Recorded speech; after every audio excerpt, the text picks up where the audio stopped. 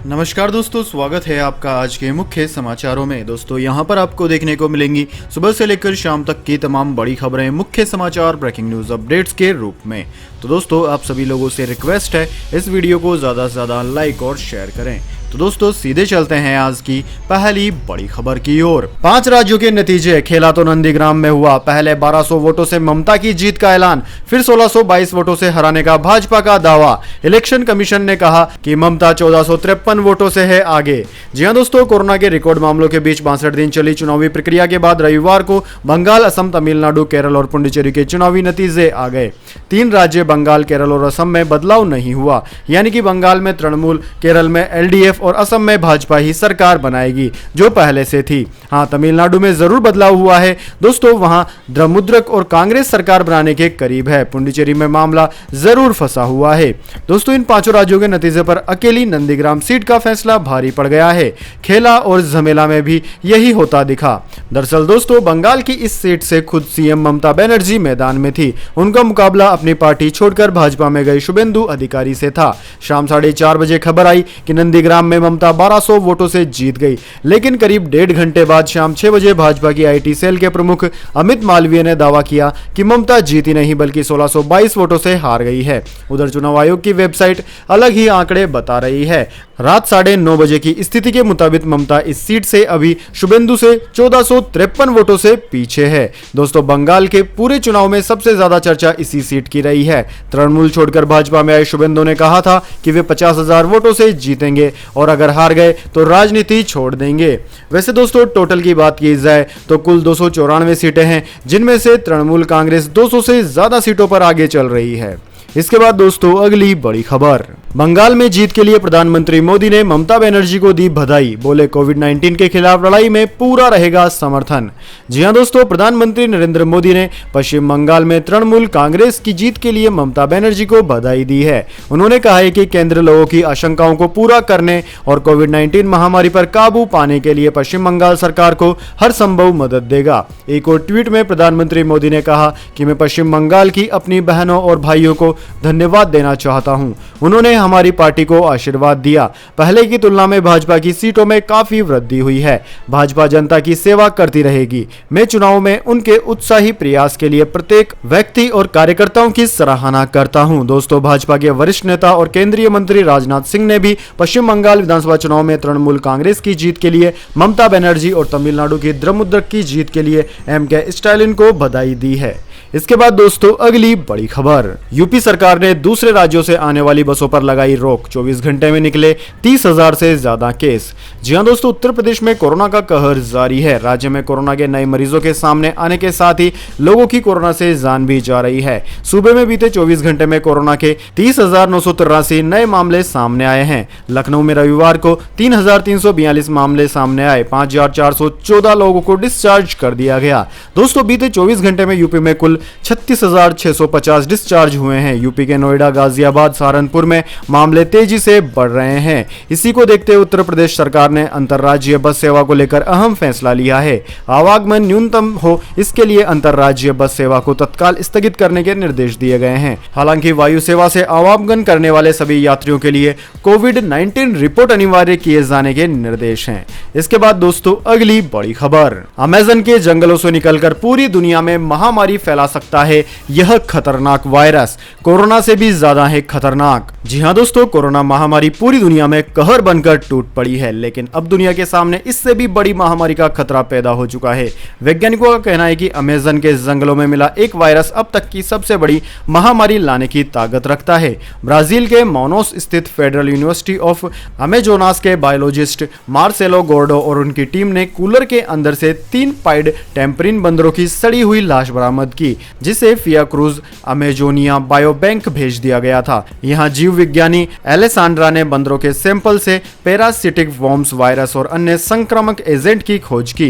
एलेसांड्रा ने बताया कि मोनोस और ब्राजील में एक खतरा मंडरा रहा है। योडा फेस्ट पाइड टेम्परिन बंदर से यह बंदर पूरे ब्राजील में पाया जाता है। इसी प्रजाति के बंदर से यह वायरस मिला है जो बेहद संक्रामक है। यह वायरस कोरोना महामारी से भी खतरनाक है और अगर यह फैला तो यह इससे भी बड़ी नई महामारी लेकर आएगा।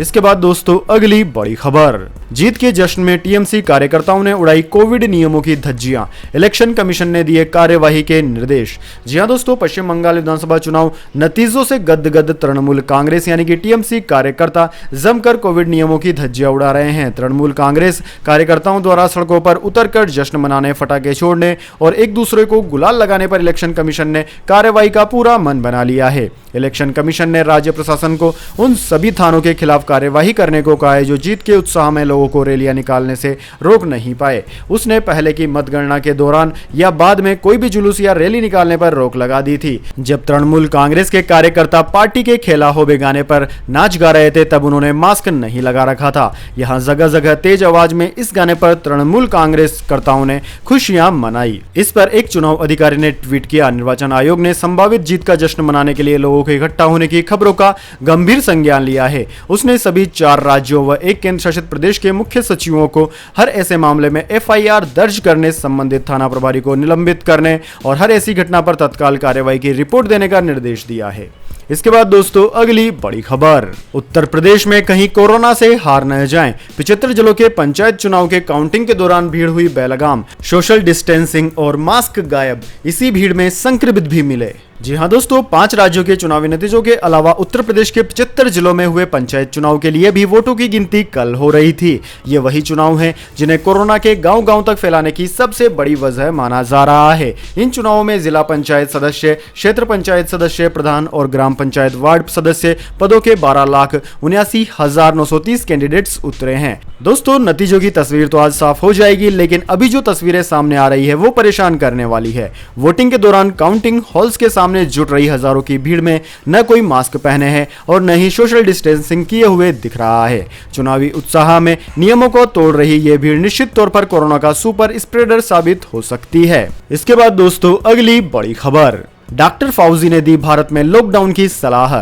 कोविड रोकथाम के लिए बनाया 3 स्टेप फार्मूला। जी हां दोस्तों, भारत में कोविड महामारी के हालात बेकाबू हो रहे हैं। देश में करीब एक हफ्ते से हर रोज 3 लाख से ज्यादा नए संक्रमित मिल रहे हैं। इसी बीच विश्व स्तर पर कोरोना वायरस पर काम कर रहे डॉक्टर एंथोनी फाउजी ने भारत की स्थिति पर प्रतिक्रिया दी है। उन्होंने देश में वायरस को फैलने से रोकने के लिए कुछ हफ्तों के शटडाउन की सलाह दी है। इस दौरान उन्होंने देश में टीकाकरण की स्थिति पर भी बात की। डॉक्टर फाउजी अमेरिकी राष्ट्रपति जो बाइडेन के प्रशासन के मुख्य चिकित्सा सलाहकार हैं।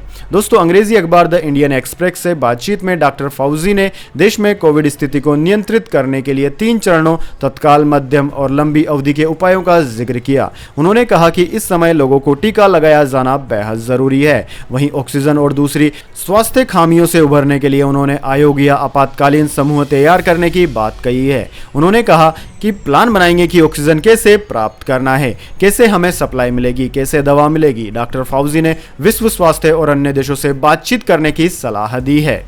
इसके बाद दोस्तों अगली बड़ी खबर, प्रशांत किशोर का बड़ा ऐलान, कहा जगह खाली कर रहा हूं, अब नहीं बनाऊंगा चुनावी रणनीति। जी हां दोस्तों, 5 राज्यों में हुए विधानसभा चुनाव के नतीजे रविवार को आ गए। हालांकि यह खबर लिखे जाने तक चुनाव के नतीजे पूरी तरीके से नहीं आए थे, मतगणना जारी थी। इसमें से दोस्तों पश्चिम बंगाल के सामने आए रुझानों में ममता बनर्जी की पार्टी तृणमूल कांग्रेस को 200 से अधिक सीटें मिलती दिख रही है। वहीं दोस्तों बीजेपी 100 के नीचे ही सिमटती दिख रही है। ऐसे में ममता बनर्जी के लिए चुनावी रणनीति बनाने वाले प्रशांत किशोर ने रुझानों के बाद बड़ा ऐलान कर दिया। उनका कहना है कि वह अब चुनावी रणनीतिकार का काम नहीं करेंगे।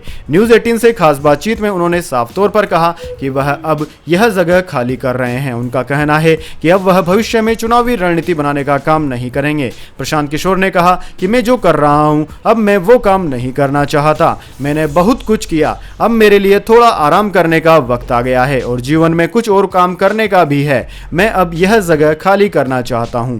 दरअसल दोस्तों आपकी जानकारी के लिए बता दें, प्रशांत किशोर ने इस बार पश्चिम बंगाल चुनाव में तृणमूल कांग्रेस के लिए चुनावी रणनीति बनाई थी। प्रशांत किशोर का कहना है कि लोकसभा चुनाव के दौरान ममता बनर्जी की रैलियों में भी बहुत ज्यादा भीड़ आती थी। इसके बावजूद वह 18 सीटें हारी थी। भीड़ का मतलब सिर्फ वोट नहीं होता है। राज्य में बीजेपी ने भी 40 रैलियां की थी, लेकिन इसका मतलब यह नहीं था कि टीएमसी हार जाएगी। इसके बाद दोस्तों जान लेते हैं क्या है पूरी दुनिया और भारत में इस महामारी की ताजा स्थिति। तो सबसे पहले दोस्तों बात कर लेते हैं पूरी दुनिया की। तो दोस्तों पूरी दुनिया की बात की जाए तो पूरी दुनिया में इस वक्त तक इस महामारी के संक्रमितों का कुल आंकड़ा 15,21,99,000 को पार कर गया है, जबकि दोस्तों मरने वालों की संख्या 31,92,000 के पार है। दोस्तों इस महामारी से सर्वाधिक प्रभावित देशों की बात करें तो उनमें अमेरिका सबसे ऊपर है। अमेरिका में इस वक्त तक 3,25,80,000 से ज्यादा संक्रमित मरीज सामने आ चुके हैं। वहीं दोस्तों अमेरिका के बाद में India, Brazil, France, Turkey, Russia, United kingdom, Italy, Spain, Germany, Argentina आदि देशों का नाम आता है जो कि इस महामारी से सर्वाधिक प्रभावित हैं। इसके बाद दोस्तों बात कर लेते हैं भारत के क्या है हालात, लेकिन उससे पहले दोस्तों मेरी आपसे एक छोटी सी रिक्वेस्ट है, अगर दोस्तों आपको अभी तक हमारी न्यूज़ पसंद आई है तो इसे एक छोटा सा लाइक जरूर दे दें, और अगर आपको पसंद नहीं आई है तो बेशक आप डिसलाइक भी कर सकते हैं, लेकिन दोस्तों लाइक और डिसलाइक जरूर कीजिए, क्योंकि दोस्तों यही हमारी मेहनत का फल होता है और इसी से हमें पता चलता है कि आपको हमारी वीडियो पसंद आई है या नहीं। तो दोस्तों जल्दी से जान लेते हैं क्या है भारत के हालात। दोस्तों भारत में इस वक्त तक इस महामारी के संक्रमितों का आंकड़ा 1,95,00,000 को पार कर गया है, जबकि दोस्तों मरने वालों की संख्या 2,15,000 के पार है। दोस्तों इस महामारी से सर्वाधिक प्रभावित राज्यों की बात की जाए तो उनमें महाराष्ट्र अव्वल है। महाराष्ट्र में 46,65,000 से ज्यादा संक्रमित मरीज सामने आ चुके हैं। वहीं दोस्तों महाराष्ट्र के बाद में केरला, कर्नाटक, उत्तर प्रदेश, तमिलनाडु, दिल्ली, आंध्र प्रदेश, वेस्ट बंगाल आदि राज्यों का नाम आता है। इसके बाद दोस्तों अगली बड़ी खबर, विधानसभा चुनाव नतीजों पर बोले राहुल गांधी, जनादेश स्वीकार, आदर्शों के लिए लड़ाई जारी रहेंगी। जी हां दोस्तों, 4 राज्यों व एक केंद्र शासित प्रदेश के नतीजे कांग्रेस के लिए बेहद निराशाजनक हैं। दोस्तों कांग्रेस को करारी हार का सामना करना पड़ रहा है। सबसे चौंकाने वाली बात पार्टी को केरल में मिल रही हार है। यहां एलडीएफ या वाम लोकतांत्रिक मोर्चा लगातार दूसरी बार जीत हासिल कर इतिहास रचने जा रही है। इन नतीजों पर कांग्रेस सांसद राहुल गांधी ने ट्वीट किया है। कांग्रेस सांसद राहुल गांधी ने ट्वीट किया कि हम विनम्रता से जनादेश को स्वीकार करते हैं, अपने मूल्यों और आदर्शों की लड़ाई जारी रखूंगा। दरअसल दोस्तों केरल के नतीजे कांग्रेस पार्टी के लिए बड़ा झटका है, क्योंकि पार्टी के नेता राहुल गांधी वायनाड से सांसद हैं और उनके करीबी लेफ्टिनेंट केसी वेणुगोपाल भी उसी राज्य से हैं। रुझानों के मुताबिक पुडुचेरी में भी एनडीए कांग्रेस से आगे है। इसके बाद दोस्तों अगली बड़ी खबर, पश्चिम बंगाल में एआईएमआईएम की बुरी हार, 7 सीटों पर हुए चारों खाने चित। जी हां दोस्तों, पश्चिम बंगाल विधानसभा चुनाव के नतीजे एकदम साफ हैं। बीजेपी को बड़ा झटका लगा है। ममता बनर्जी की पार्टी चुनाव भारी बहुमत से जीत गई है, लेकिन खुद ममता बनर्जी की स्थिति स्पष्ट नहीं है। हालांकि दोस्तों इस बीच असली खेला हो गया असदुद्दीन ओवैसी के साथ। उन्हें चुनाव से पहले फुरफुरा शरीफ ने झटका था, तो चुनाव के बाद मतदाताओं ने उन्हें 7 खाने चित कर दिया। 7 खाने चित इसलिए क्योंकि उनकी पार्टी ने 7 सीटों पर चुनाव लड़ा था और सभी 7 सीटों पर उनकी पार्टी के प्रत्याशियों की जमानत जब्त हो गई। दोस्तों पश्चिम बंगाल की सभी 7 सीटों पर असदुद्दीन ओवैसी की पार्टी एआईएमआईएम के कैंडिडेट्स को करारी हार का मुंह देखना पड़ा है। इसके बाद दोस्तों अगली बड़ी खबर, पंजाब किंग्स 11 को लगा बड़ा झटका। केएल राहुल आईपीएल 14 से हुए बाहर, जल्द होगा ऑपरेशन। जी हां दोस्तों, इंडियन प्रीमियर लीग यानी कि आईपीएल की फ्रेंचाइजी पंजाब किंग्स को बड़ा झटका लगा है। टीम के कप्तान केएल राहुल आईपीएल के 14वें सीजन से बाहर हो गए हैं। राहुल को अपेंडिक्स हो गया है और जल्द ही उनका ऑपरेशन होगा। पंजाब किंग्स की तरफ से इस संबंध में बयान जारी किया गया है। फ्रेंचाइजी के मुताबिक बीती रात केएल राहुल ने पेट में दर्द की शिकायत की थी। दर्द बेहद ज्यादा था, जिसके चलते दवाइयों का भी उन पर कोई असर नहीं हुआ, जिसके बाद उन्हें इमरजेंसी रूम में ले जाया गया। दोस्तों बयान में आगे कहा गया कि राहुल के टेस्ट किए गए, जिसमें पता चला कि उन्हें अपेंडिक्स हुआ है। अपेंडिक्स की बीमारी को ऑपरेशन के माध्यम से ठीक किया जाएगा, जिसके लिए उन्हें अस्पताल में भर्ती कराया गया है। इसके बाद दोस्तों अगली बड़ी खबर, अगले 2 साल में 15 लाख करोड़ रुपए से बनेगी सड़क, गडकरी ने दी जानकारी। जी हां दोस्तों, केंद्रीय मंत्री नितिन गडकरी ने कहा कि उनका मंत्रालय अगले 2 सालों में भारत में 15 लाख करोड़ रुपए से सड़क के नेटवर्क को पहले के मुकाबले ज्यादा मजबूत करेगा। गडकरी ने बताया कि सरकार पहले ही सड़क निर्माण में 100% एफडीआई की अनुमति दे चुकी है, जिसके चलते विदेशी कंपनी भी भारत में सड़क निर्माण रुचि दिखा सकती है और अपनी बेहतरीन तकनीक से अच्छी सड़कें बना सकती है। गडकरी ने भरोसा दिलाया कि उनका मंत्रालय जल्द ही प्रतिदिन 40 किलोमीटर राजमार्ग निर्माण का लक्ष्य हासिल कर लेगा। दोस्तों आपकी जानकारी के लिए बता दें, Nitin Gadkari Indo US partnership vision summit में बोल रहे थे, जहां उन्होंने कहा कि देश में बुनियादी ढांचा क्षेत्रों में निवेश का बहुत बड़ा अवसर है, जिसकी मदद से देश के नागरिकों के लिए विश्व स्तरीय बुनियादी ढांचे का निर्माण किया जाएगा। इसके साथ ही उन्होंने बताया कि देश में राजमार्ग, सड़क और बंदरगाहों को बेहतर बनाया जाएगा। इसके बाद दोस्तों अगली बड़ी खबर, मौसम समाचार, जानिए अगले 24 24 घंटे और पिछले 24 घंटे के मौसम समाचार। सबसे पहले दोस्तों बात करते हैं बीते 24 घंटों की। तो दोस्तों पिछले 24 घंटों के दौरान तमिलनाडु, तटीय कर्नाटक, मराठवाड़ा, विदर्भ, दक्षिणी छत्तीसगढ़ और हिमाचल प्रदेश के कुछ हिस्सों में हल्की से मध्यम बारिश हुई है। राजस्थान के कुछ हिस्सों में हल्की बारिश और धूल भरी आंधी चली है। वहीं दोस्तों मध्य प्रदेश और उत्तरी तटीय और आंध्र प्रदेश के कुछ हिस्सों में हल्की बारिश के साथ एक दो स्थानों पर मध्यम बारिश हुई। साथ ही दोस्तों बात कर लेते हैं आगामी 24 घंटे की। तो दोस्तों अगले 24 घंटों के दौरान सिक्किम, उप हिमालय, पश्चिम बंगाल, मेघालय, अरुणाचल प्रदेश, नागालैंड, तटीय ओडिशा, उत्तरी तटीय आंध्र प्रदेश, केरल और तटीय कर्नाटक के कुछ भागों में हल्की से मध्यम के साथ एक दो स्थानों पर भारी वर्षा हो सकती है। वहीं दोस्तों पंजाब, हरियाणा, राजस्थान, दिल्ली और पश्चिम उत्तर प्रदेश के कुछ हिस्सों में धूल भरी आंधी के साथ बारिश हो सकती है। इसके साथ ही जम्मू कश्मीर, गिलगित बाल्टिस्तान, लद्दाख, छत्तीसगढ़, उत्तर प्रदेश के पूर्वी और मध्य भागों में, पश्चिम बंगाल और शेष पूर्वोत्तर भारत के कुछ हिस्सों में हल्की वर्षा के साथ एक दो स्थानों पर मध्यम वर्षा हो सकती है। इसके बाद दोस्तों अगली बड़ी खबर, गोल्ड सिल्वर प्राइस टुडे। हफ्ते भर में 3400 रुपए सस्ता हुआ सोना। जी हां दोस्तों, सोने चांदी की कीमतों में पिछले हफ्ते लगातार गिरावट देखने को मिली है। इस हफ्ते सराफा बाजार में 24 कैरेट सोने का भाव 1015 रुपए तक गिर गया। वहीं दोस्तों चांदी 1352 रुपए सस्ती हो गई है। दोस्तों आपकी जानकारी के लिए बता दें, इस साल अब तक सोना 3411 रुपए तक सस्ता हो चुका है। उसके उलट चांदी 417 रुपए तक महंगी हुई है। सराफा बाजार में 24 कैरेट सोने का भाव पिछले साल के ऑल टाइम हाई से 9463 रुपए नीचे आ गया है। वहीं दोस्तों इंटरनेशनल मार्केट में गोल्ड की कीमतों में गिरावट के साथ कारोबार हो रहा है। अमेरिका में सोने का कारोबार $2.33 की गिरावट के साथ $1768.91 प्रति औंस के रेट पर चल रहा है। वहीं चांदी का कारोबार $0.16 की गिरावट के साथ $25.91 के स्तर पर हो रहा है। इसके बाद दोस्तों अगली बड़ी खबर, SBI पर कोरोना महामारी का असर, बेसिक ब्याज दर घटाकर 6.70% की। जी हां दोस्तों, कोरोना संकट में अगर आप अपना मकान खरीदने की सोच रहे हैं तो आपके लिए राहत की खबर है, क्योंकि दोस्तों स्टेट बैंक ऑफ इंडिया ने अपने होम लोन की ब्याज दरों में कटौती करने की घोषणा की है।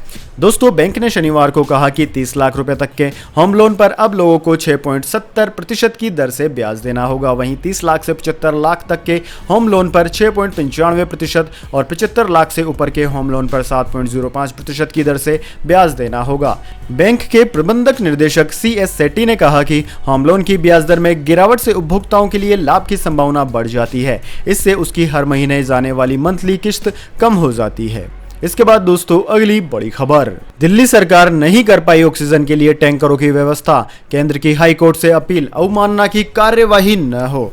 जी हां दोस्तों, केंद्र सरकार ने रविवार को दिल्ली हाई कोर्ट में याचिका दायर कर अवमानना की कार्यवाही वाले आदेश को वापस लेने की अपील की है। कोर्ट ने शनिवार को दिल्ली को 490 मैट्रिक टन ऑक्सीजन की आपूर्ति न करने पर केंद्र के खिलाफ अवमानना की कार्यवाही का आदेश दिया था। केंद्र ने कहा है कि दिल्ली सरकार कुछ टैंकरों को छोड़कर बाकी व्यवस्था करने में नाकाम रही है। केंद्र ने अदालत से अवमानना का सामना करने के लिए तैयार रहने से संबंधित आदेश को वापस लेने का अनुरोध किया है, जिस पर अदालत ने दिल्ली सरकार से जवाब मांगा है। जस्टिस विपिन सांघी और रेखा पल्ली ने छुट्टी के दिन विशेष सुनवाई करते हुए दिल्ली सरकार को एक नोटिस जारी कर बुधवार तक इस मामले में जवाब दाखिल करने का निर्देश दिया है। अदालत ने कहा है कि वह केंद्र की याचिका पर गुरुवार को सुनवाई करेगी, जबकि अन्य मामलों की सुनवाई सोमवार को होगी। इसके बाद दोस्तों अगली बड़ी खबर, पश्चिम बंगाल बीजेपी की हार के बाद बौखलाए बाबुल सुप्रियो, जनता को ऐतिहासिक भूल करने की कही बात। जी हां दोस्तों, पश्चिम बंगाल में बीजेपी की करारी हार से बौखलाए बाबुल सुप्रियो ने ममता बनर्जी के खिलाफ जमकर भड़ास निकाली। वो खुद भी 50,000 से अधिक वोटों से हार चुके हैं, जिसके बाद उन्होंने फेसबुक पर एक पोस्ट लिखा और पश्चिम बंगाल की जनता को भी जमकर कोसा। उन्होंने कहा कि बंगाल की जनता ने ऐतिहासिक भूल की है। बाबुल सुप्रियो ने फेसबुक पर लिखा, न तो मैं ममता बनर्जी को बधाई दूंगा, नहीं मैं लोगों के फैसले को सम्मान करना चाहता हूं। ईमानदारी से सोचे तो बंगाल के लोगों ने बीजेपी को मौका न देकर एक ऐतिहासिक गलती की है। हां, एक कानून के पालन करने वाले नागरिक के रूप में मैं एक लोकतांत्रिक देश में लोगों द्वारा लिए गए फैसले का पालन करूंगा और कुछ नहीं, कुछ कम नहीं। तो दोस्तों यह थी आज की तमाम बड़ी खबरें। इसके बाद दोस्तों बारी आती है आज के माइंड क्विज क्वेश्चन की। जी हां दोस्तों, एक आसान से सवाल का जवाब देकर आप जीत सकते हैं एक अमेजिंग सरप्राइज गिफ्ट हमारे यूट्यूब चैनल की ओर से। तो दोस्तों आज का सवाल आपकी स्क्रीन पर आ चुका है। नेताजी सुभाष चंद्र बोस कौन से राज्य के निवासी थे? जी हां दोस्तों, अगर आप जानते हैं कि नेताजी सुभाष चंद्र बोस कौन से राज्य के रहवासी थे तो जल्दी से कमेंट बॉक्स में लिख दीजिए। अगर दोस्तों आपका जवाब होता है एकदम सही और आप चले जाते हैं लकी विजेता के रूप में, तो आपको मिल सकता है एक अमेजिंग सरप्राइज गिफ्ट हमारे हमारे यूट्यूब चैनल की ओर से। तो दोस्तों जल्दी से अपना उत्तर कमेंट बॉक्स में लिख दीजिए, वीडियो को लाइक कर लीजिए और चैनल को सब्सक्राइब करके बेल आइकन भी दबा लीजिए। धन्यवाद। वंदे मातरम। जय हिंद, जय भारत।